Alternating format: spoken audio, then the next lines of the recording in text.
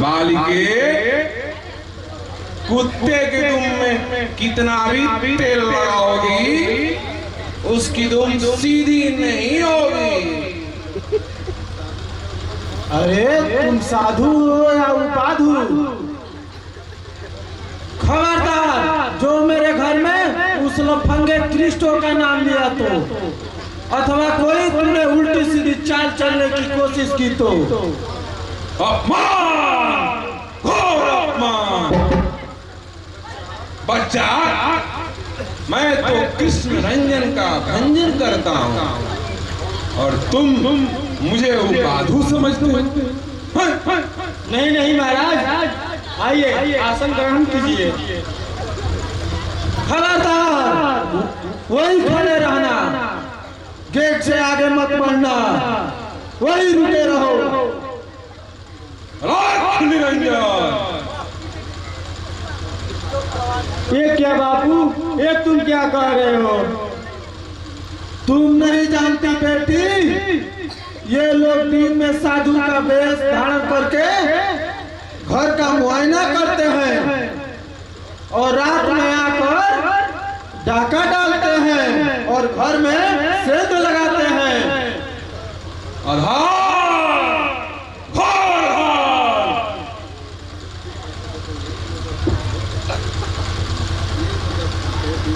ये लो 10 पैसे, बीड़ी पी लेना और चलते बनो। अन्याय, घोर अन्याय। बच्चा, ये लो 50 रुपया और जा करके गुठनी बाजार से अपना कफन खरीद लो। ये क्या बापू, महात्मा जी को 10 पैसे देते हुए आपको शर्म नहीं लगी? अरे बेटी, तुम ये साधु महात्माओं को नहीं जानती।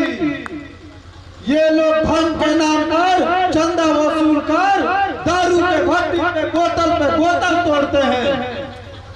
अपमान! अब मैं इस घर में एक पल भी नहीं रुक सकता।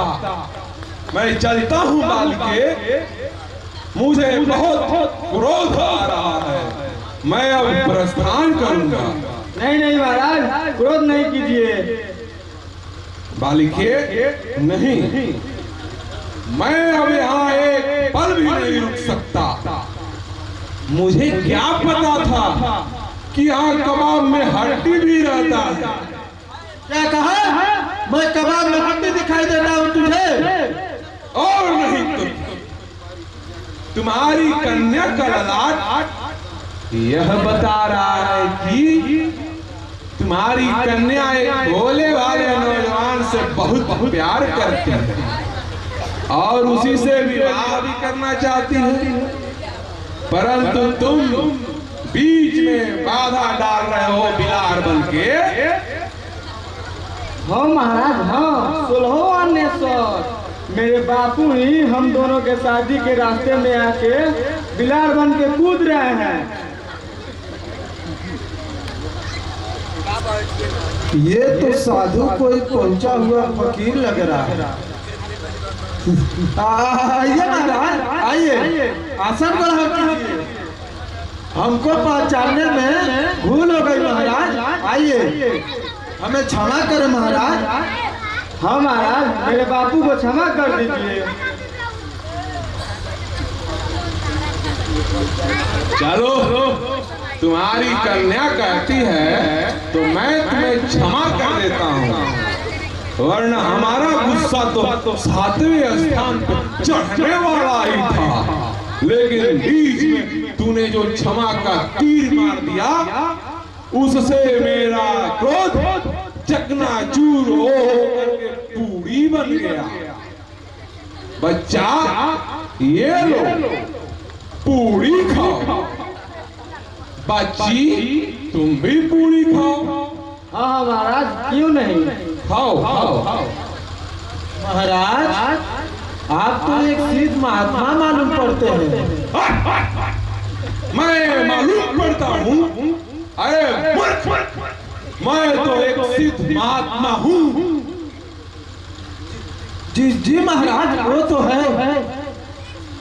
मैं रिद्धि जिद्धि सिद्धि दिग्धि सिद्धि नौ निधि 11वें रुद्र 10 दिशाओं 64,000 देवी देवताओं का ज्ञाता हूँ। मैं रामायण गीता पुराण वेद वेदांत टांग उपटांग सभी चीजों का निर्माता हूँ। महाराज, मैंने तो वेद वेदांत सुना है, लेकिन ये टांग और उपटांग क्या होता है महाराज? अबे बुढ़ा, ये टांग के ऊपर टांग तुम नहीं जानता क्या? टांग के ऊपर टांग, ये क्या महाराज? अरे मूर्ख, ये टांग के ऊपर टांग आधुनिक ढंग के महान कल्याणकारी ग्रंथ हैं।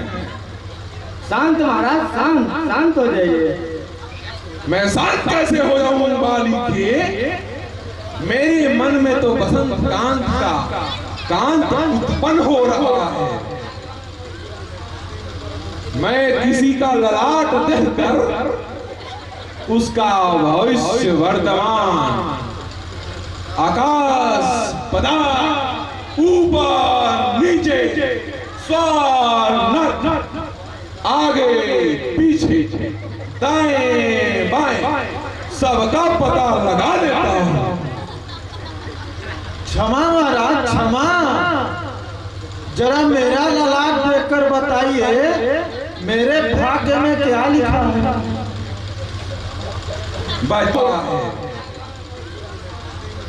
मैं किसी का ललाट देखकर उसका भविष्य वर्तमान आकाश पदार्थ ऊपर नीचे स्वर नर आगे पीछे दाएं बाएं सबका पता लगा लेता हूँ।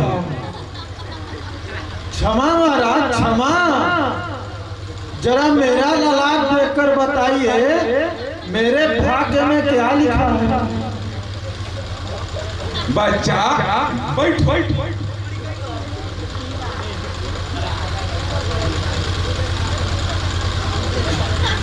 अबे बच्चा, तुम्हारा ललाट जो बता रहा है वो मैं तुम्हारे कन्या के समक्ष नहीं कह सकता।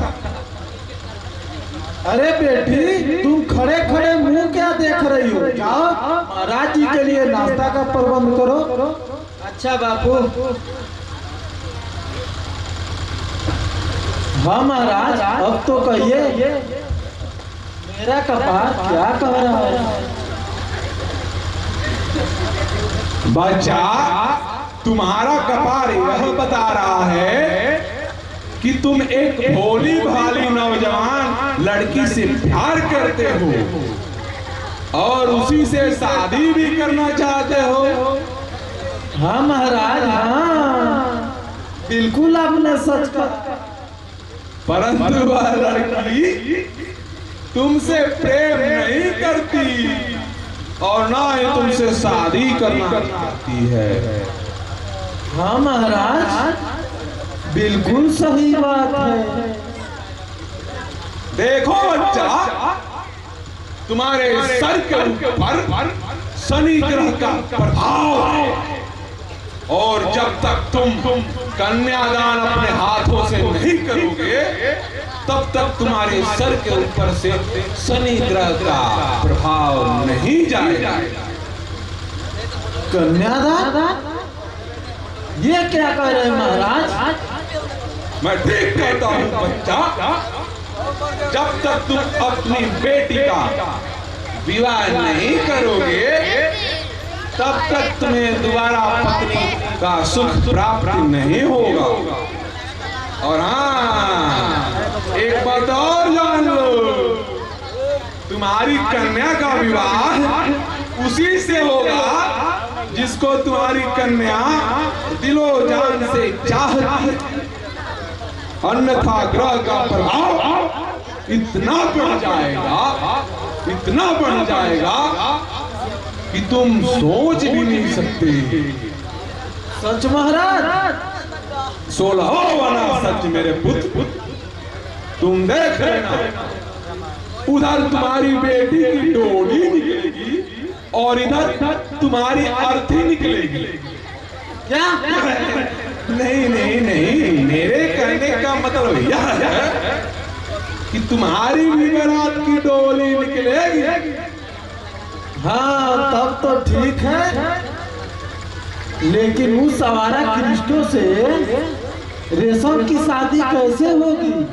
मैंने तो उसे अपने घर से धक्का मार के बाहर निकाल दिया है। क्या वह शादी के लिए तैयार होगा? तुम इसकी चिंता मत करो मेरे पुत्र, मैं तुम्हारे सारे कार्य सफल कर दूंगा। तुम सिर्फ मेरा एक काम करो। कहिए महाराज। तुम अभी अभी गुठनी बाजार जाओ और जा करके जाओ 3 अक्षर कटहल का पत्ता और कुश और उसके साथ पिंड लेकर आओ। मैं तुम्हारा अभी के अभी श्राद्ध क्रियाक्रम कजिया फजिया सब कुछ कर दूंगा। क्या? मेरे कहने का मतलब यह है कि तुम्हारी दूसरी शादी और तुम्हारी कन्या की पहली शादी का ऐसा योग बैठाऊंगा, ऐसा योग बैठाऊंगा, तुम्हारे सर के ऊपर से शनि ग्रह छू मंतर हो जाएगा।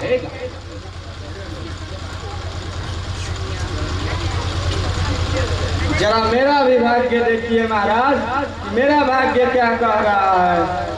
ओहो नदान बालिके, तुम देखती नहीं कि यहाँ कबाब में हड्डी भी बैठा हुआ है।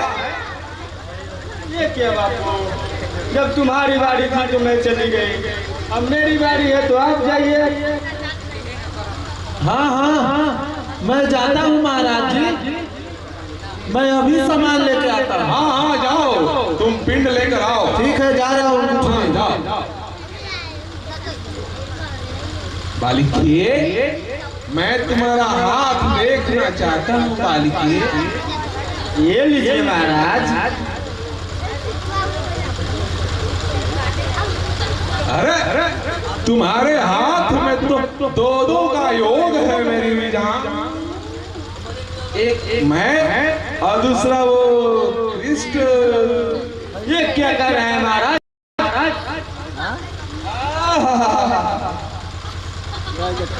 मैं ठीक कह रहा हूँ बालिके। अरे कृष्ण तुम? हाँ ये सब थे भूसा मैं पता किसने धारण किया था? तुम्हारे बाप के वजह से। आओ देखना ससुरा किस तरह हम दोनों की शादी करें।